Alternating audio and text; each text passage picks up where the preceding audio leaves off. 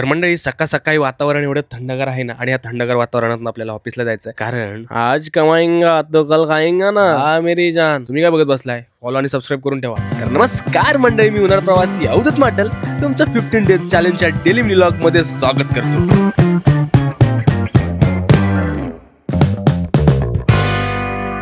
तर आता आलो मी स्टेशनला आणि ट्रेनचा वेट करतोय. 10 मिनिटं झाली तरी ट्रेन यायचा काय नावच नाही घेत आहे. एवढ्या वेळाच्या प्रतीक्षेनंतर ट्रेन तर आली होती, पण गर्दी, ट्रेन आणि गर्दी नाही असं कधी झालंय का? असो, मग मी उतरलो स्टेशनला आणि तिकडे माझा ऑफिसचा मित्र माझा वेट करत होता.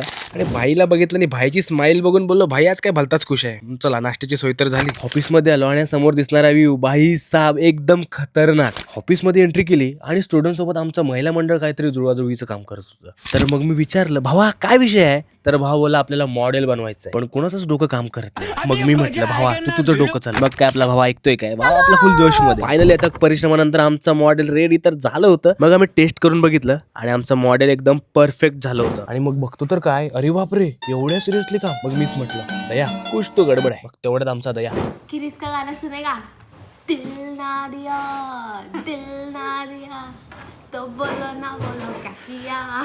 ख्रिसचं नाही, पण आमच्या हर्षाबेनचं गाणं ऐकून मन प्रसन्न. माझ्या सगळ्या उचापात्या केल्यानंतर आम्ही निघालो स्कूलमध्ये मुलांना शिकवायला. गणपती बाप्पाचं नाव घेतलं आणि आमचा प्रवास सुरू झाला. मग आमचा मामा बोलतोय, यार मजा नाही यार ड्रायव्हिंग करायला, काहीतरी एनर्जी पाहिजे. मग काय घेतला स्टॉक आणि फुल मामाला चार्ज केलं. मग मामाने पण आम्हाला 120च्या स्पीडने स्कूलमध्ये पोहोचवलं. मुलांना शिकून तर झालं होतं, पण काही गोष्टी आपण ह्या व्लॉग मध्ये दाखवू शकत नाही, म्हणून मग आता आपण चाललोय पुन्हा ऑफिसला. लिफ्ट मध्ये तर आलो, पण या पोरींच्या एवढ्या गप्पा होत्या ना, तर भाई आम्हाला ग्राउंड फ्लोरला जायचं हेच विसरून गेलो होतो.